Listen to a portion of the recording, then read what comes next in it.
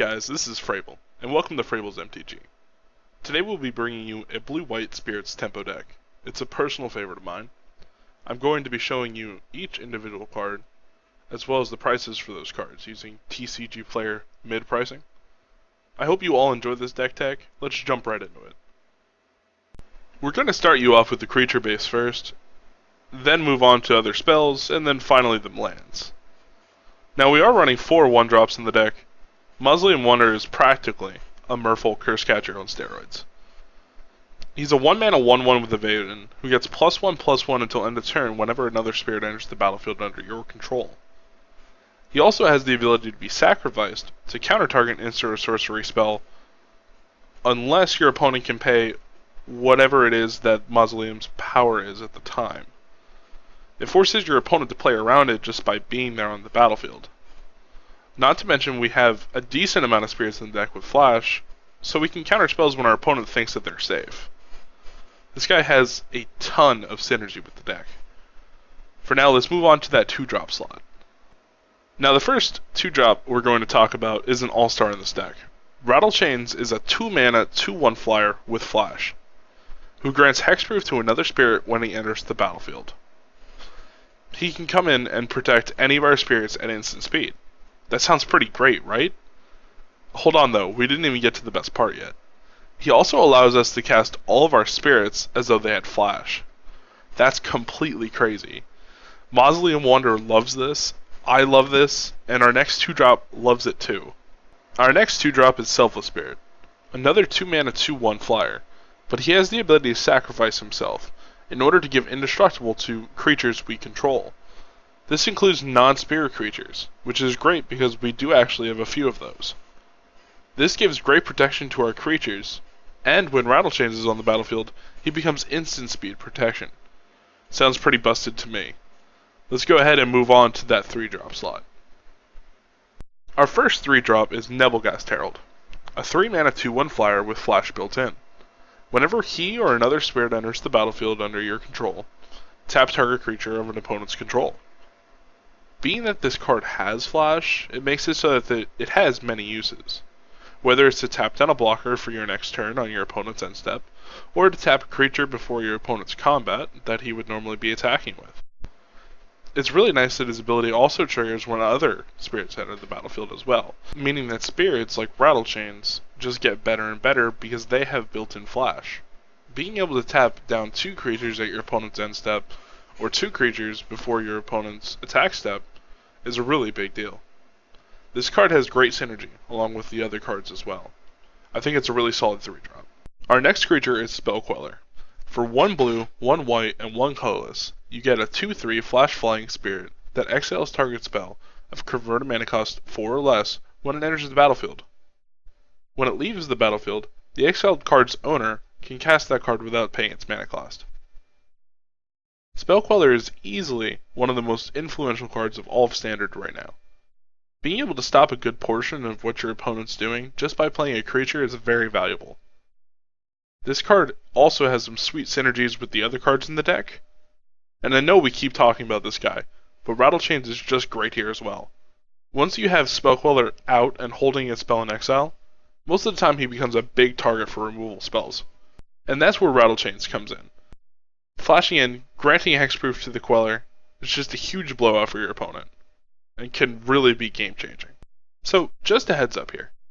Our next few creatures that we're going to be talking about actually aren't spirits, but that's okay. These creatures are just overall very valuable to the deck. If you're playing blue and white and you're playing a tempo deck at Standard, you probably should be playing Reflector Mage, a 3-mana 2/3.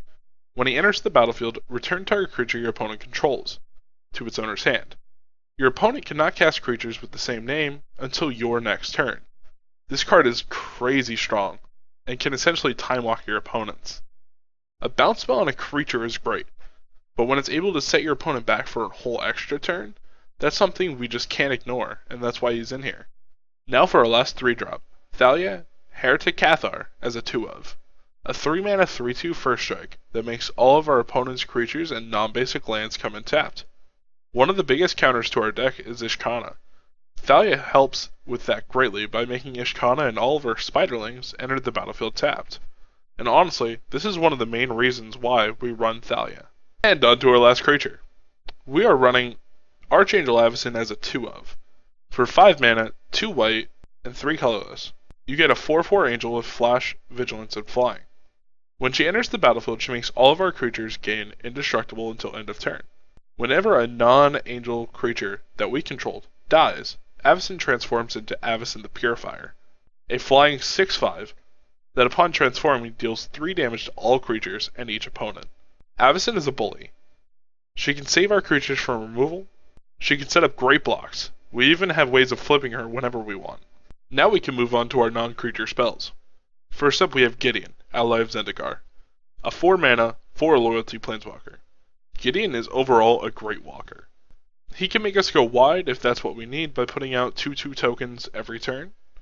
He can ult and give us an emblem, giving all of our creatures +1/+1, or he can smash in for 5 damage. Now I know what you might be thinking. Gideons are a bit expensive, and so are Avacyns. We will be going over a few budget options for you here towards the end. We do have a few instants and sorceries to talk about. We have Essence Flux, Declaration in Stone, and Ojutas Command. Essence Flux allows us to flicker any of our creatures, but if they are spirit, they're re-entered the battlefield with a +1/+1 counter. This card is great for dodging removal, making Mausoleum Wanderer a little bit bigger to counter a spell. You can even blink Rattlechains to make it spirit hexproof again. Or how about bouncing another creature with Reflector Mage at instant speed? Declaration in Stone is premier standard removal for 2 mana. A great way to get rid of Ishkana or her spider tokens. And lastly, we have Ojutas Command.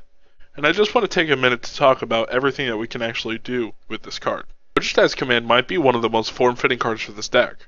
Off the bat we have 4 modes and we can pick 2 of them. Gaining 4 life is great, counting your creature spell is awesome, and who doesn't love drawing cards, right? But that first ability, returning a creature from the graveyard to the battlefield with converted mana cost 2 or less, that is really great for this deck. We can return a Mausoleum Wanderer to counter an instant sorcery spell.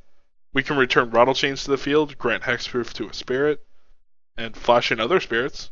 We can also return Selfless Spirits to the battlefield, because sacrificing it to grant indestructible to our creatures is just sometimes what we need. Now this is actually the only card in the deck that is rotating, not including some current sideboard options. We do have a few cards to replace Ojutas Command with in the up-and-coming set Kaladesh, and we can talk about those more towards the end of the video. Let's get into the land base. We are running 6 basic islands and 7 basic plains. And as for our non-basic lands, we have 4 prairie streams, 4 port towns, and 2 meandering rivers. Now you can swap out the meandering rivers for 2 more basic lands, but personally I like the color fixing here. Let's move on to our sideboard, budget options, and rotation replacements. Now, just like this deck tech, the sideboard is very meta dependent. So this is just what I personally use when I go to my LGS for Friday Night Magic. We have a whole counterspell package. 2 Clash of Wills, 2 Negates, 1 Summary Dismissal, and an extra Ojutas Command. Clash is probably the best counterspell in Standard at the moment. Negate is just great against heavy spell-based decks. Summary Dismissal is awesome against any deck running Emrakul, possibly even the Temur Emerge decks running the Octopus. And then we have an extra Ojutas Command. It's nice to have an extra one of these for aggressive decks, where the life gain actually matters, or, creature heavy decks. It has a lot of uses. Now we also have some more removal. An extra Declaration in Stone, 2 Stasis Snares, and 2 Planar Outburst. Stasis Snare and Deck in Stone have the same uses here. To get something out of our way, or to stop something from hitting us. Planar Outburst is actually really nice, because of the way it pairs up with Selfless Spirit. Being able to board wipe your opponent and only losing 1 creature is game changing. The last of the sideboard goes as follows. An extra Selfless Spirit, an extra Thalia, and 2 more Gideons. Selfless Spirit is normally sideboarded in against removal heavy decks, while the extra Thalia is for decks that just want to play Ishkana and other things that we just can't normally get around. And finally, 2 more Gideons because sometimes you just need to go wider than your opponent, or have a beater that isn't primarily a creature. Now about those budget options and rotation replacements. Budget options for Avacyn would probably have to be Selfless Spirit from the sideboard, as well as another Nebelgast Herald. They won't be able to play the same role as Avacyn, but they do have synergies with the deck, so there's no reason why they wouldn't work here. Now for the Gideon replacement, you can use Always Watching instead of Gideon. Now, Always Watching does not have the same functionality as Gideon. It can't make you go wide and it can't smash face for 5 damage. But it does grant +1/+1 in vigilance to all of our creatures. I'm sure there's an argument out there to run Always Watching over Gideon, but I just prefer Gideon as he is more dynamic. And the rotation replacements. So the only cards we're losing here are 3 Oddish commands, 2 main and 1 sideboard. And the 2 sideboarded Clash of Wills. For the Oddish commands replacements, we could play the new Planeswalker from Kaladesh, Dovin Bane. He seems decently strong. I'm not exactly sure how he will fit into this deck yet, but he definitely seems strong.